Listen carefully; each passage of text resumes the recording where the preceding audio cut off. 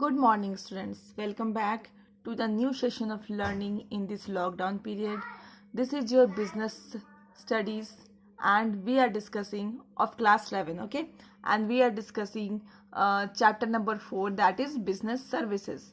So we discussed, I think, completed about the life insurance and fire insurance, okay?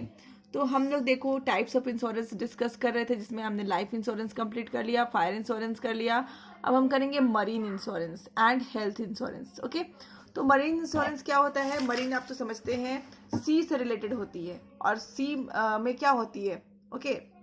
सी में जहाज बोल लो, या फिर आप बोल सकते हो जहाज या फिर शिप, ओके। तो शिप्स में अगर कोई डैमेज होता है तो उसकी अगर जो शिप के जो ऑनर होते हैं उनको लगता है कि ठीक है, अगर हमारे शिप में जो रखे हुए जो कार्गोज हैं या फिर शिप को कोई डैमेज होता है, तो वो लोग इंश्योरेंस कंपनी के पास जा करके अपने रिस्क को कंपनसेट कराने की कोशिश करते हैं, रिस्क को कम करने की कोशिश करते हैं।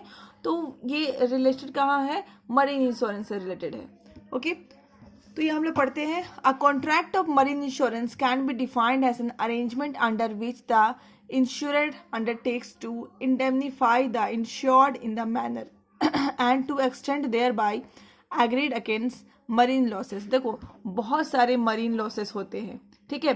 मरीन रिस्क जैसे अचानक से तूफान आ गई, स्ट्रॉम, ओके, कोलिजन हो गया, मतलब एक शिप दूसरे शिप से टकरा गया।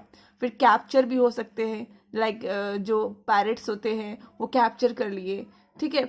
सिंकिंग ऑफ शिप, शिप डूब भी सकता है। तो बहुत सारे टाइप्स, ये जो भी जितने भी आपको मैंने नाम बताया, इतने सारे टाइप्स ऑफ रिस्क होते हैं। तो जो वहाँ के ऑनर होते हैं, शिप के ऑनर होते हैं, शिप काफ़ी कॉस्टली आता है, तो शिप के जो ऑनर होते हैं वो अपना ये सारे रिस्क है उसको कम करना चाहते हैं, ठीक है, कम करना चाहते हैं। और कम करते हुए क्या करते हैं? रिस्क को शेयर करने के लिए या फिर रिस्क को कम करने के लिए इंश्योरेंस लेते हैं, जिसको हम लोग बोलेंगे marine insurance. Marine insurance is a contract between the insured and insurer. तो मरीन इंश्योरेंस क्या है? एक कॉन्ट्रैक्ट है दोनों के बीच में, जो कि कंपनी होती है, उसको बोलते हैं इंश्योर्ड एंड इंश्योरर, जो अपने इंश्योरेंस कराना चाहता है। द इंश्योर्ड में भी कार्गो ऑनर और अ शिप ऑनर और फ्राइट रिसीवर। देखो जब भी आपको शिप होती है, ठीक है, तो शिप का ऑनर कोई और है, बट यहाँ पे जो रखा हुआ सामान है इसका ऑनर कोई और है, ठीक है। और ये जो यहाँ के सामान के रखा हुआ ऑनर कोई और है, और शिप ये सामान को एक जगह से दूसरी जगह तक पहुँचाती है, तो उसको बोलते हैं फ्राइट रिसीवर, ठीक है। तो ये तीनों का यहाँ पे क्या होता है? इंश्योरेंस होता है, कार्गो का भी, शिप का भी एंड फ्राइट रिसीवर का भी, ठीक है। The insurer is known as underwriter. और यहाँ पे इंश्योरेंस को क्या, इंश्योरर को क्या बोलते हैं हम लोग? Under writer, okay. The insured pays a particular sum which is called a premium। और इसके बदले में इंश्योरर जो है एक पर्टिकुलर सम, ठीक है, पर्टिकुलर अमाउंट ऑफ मनी पे करता है, जिसको हम लोग क्या बोलते हैं? प्रीमियम, ठीक है। और इसके एक्सचेंज में मरीन जो कंपनीज होती है, इंश्योरेंस कंपनी, वो क्या करती है? उनके डैमेज को या फिर उनके रिस्क को कम करने की कोशिश करती है। तो कौन कौन से टाइप की marine policies insurance, marine insurance policies है, वो हम लोग देखते हैं। पहला है कार्गो इंश्योरेंस। तो मैंने आपको बताया ना कार्गो क्या होता है। कार्गो को हम लोग बोलते हैं गुड्स, ठीक है, गुड्स जो कि शिप कंटेन करती है, ठीक है, उसको बोलते हैं cargo. Cargo can be anything, oil हो सकती है या फिर कोई भी सामान हो सकती है जो कि हम लोग एक जगह से दूसरी जगह तक पहुंचा रहे हों, that all things are called cargo. तो उसकी भी इंश्योरेंस होती है, क्योंकि अगर शिप का कोलिजन हो जाता है या फिर स्ट्रॉम के वजह से शिप को कोई नुकसान होता है, तो उसकी जितनी भी रखी हुई सामान है, कार्गोज हैं, उनको भी नुकसान होता है, तो उसको कवर करने के लिए हम लोग इंश्योरेंस लेते हैं। Then second is hull insurance. Under this the whole ship is insured.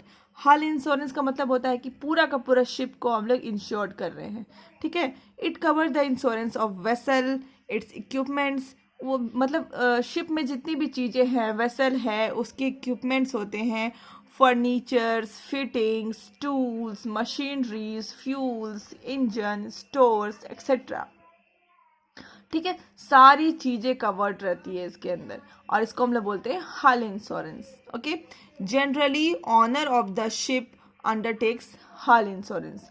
अगर किसी शिप का कोई ऑनर है तो वो हल इंश्योरेंस लेता है, क्योंकि उससे क्या होता है, उसकी रखी हुई जितनी भी चीजें होती हैं सब कुछ कवर्ड हो जाती हैं।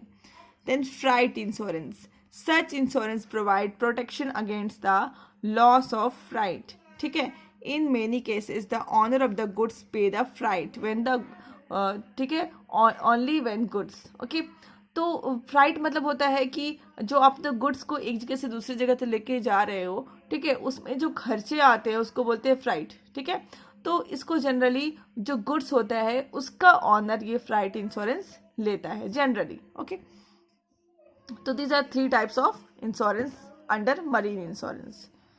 अब देखते हैं health insurance. Health insurance is a very common, आप लोग ऑफन इसके बारे में सुने हैं। ठीक है, हेल्थ इंश्योरेंस क्या करती है, हम लोग जब बीमार पड़ जाते हैं तो हमें बहुत सारे मेडिकल ट्रीटमेंट की ज़रूरत पड़ती है। हमें काफ़ी टाइम के लिए, बहुत लोगों को तो हॉस्पिटल में एडमिट होना पड़ता है, बहुत सारे ऑपरेशंस से अंडरगो करना पड़ता है। तो हम जितने भी ये सारे एक्सपेंसेस करते हैं अपने हेल्थ के ऊपर, जब हमें कोई डेडली डिजीज़ हो जाती है, ठीक है, तो डिजीज़ को फाइट करते समय, ठीक है, तो इसको हम लोग कम करने के लिए, अपने लॉसेस को कम करने के लिए हम लोग एक इंश्योरेंस लेते हैं, उसको हम लोग बोलते हैं हेल्थ इंश्योरेंस। तो अंडर दिस हेल्थ इंश्योरेंस हमें बहुत सारे यहाँ पे पॉलिसीज देखने को मिल रही है। First is basic medical insurance. Okay, तो ये क्या होती है, it covers the expenses of hospitalisation and doctor services.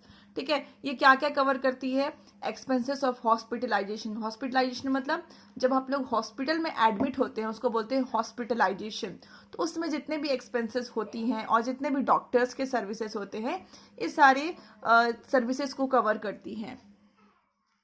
Second is major medical services. Major मतलब आप लोग कोई सडन बहुत डेडली डिजीज के चक्कर में फंस गए, आपको सडनली कोई बहुत ही डेडली डिजीज या फिर इलनेस हो गया, तो उस समय क्या करती है, उस समय जितने भी कॉस्टेस होते हैं, ठीक है, उसको ये कवर करती है। लॉन्ग टर्म हॉस्पिटलाइजेशन, ठीक है, जैसे फॉर एग्जांपल कुछ ओल्ड पीपल होते हैं, वो डिसेबल्ड हो जाते हैं अचानक से। ठीक है, डिसेबल्ड मतलब वो बिस्तर पे पड़े हुए हैं, वो अपने सारे काम के लिए किसी और पे निर्भर हो जाते हैं, तो उसको बोलते हैं लॉन्ग टर्म हॉस्पिटलाइजेशन। ठीक है, तो उसमें क्या होता है, नर्सिंग होम चार्जेस, मतलब कि उन लोगों को एक नर्स होम में रिक्वायरमेंट होती है उनकी। ठीक है, हमेशा 24 घंटा उनके साथ एक नर्स रहती है घर के अंदर। ओके, उनको सारे उनकी देखरेख करने के लिए, for elderly peoples, old peoples के लिए नॉर्मली ये है। तो वैसे पीपल को लॉन्ग टर्म हॉस्पिटलाइजेशन का पॉलिसी लेना चाहिए। Then next is medical supplements. Medical supplements क्या होती है, it fills gap in Medicare program of social security. ठीक है, ये कुछ मेडिकेयर प्रोग्राम चलाती हैं ताकि सोशल सिक्योरिटी मिल सके। Then fourth is disability income, it replaces the income lost by the insured while the insured is unable to work। ठीक है, कुछ लोग मेडिकली इनकैपेबल हो जाते हैं और वो लोग अर्निंग नहीं कर सकते हैं, कमा नहीं सकते हैं।